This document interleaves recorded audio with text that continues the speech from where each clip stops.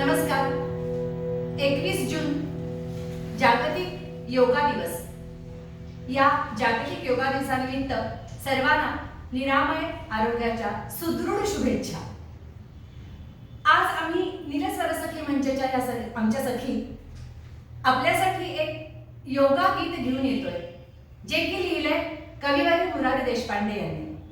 माझ्याबरोबर नीलस्वर सखी मंचच्या ज्या सखी आहेत, राधिका सोमाणी, वृषाली पवार, मी सौ नीलांबरी कोर्टीकर, माधवी कणोरे, कीर्ती जोशी आणि आम्हाला या गाण्यासाठी तबल्याची साथ करतायत गणेश बिडवे सर.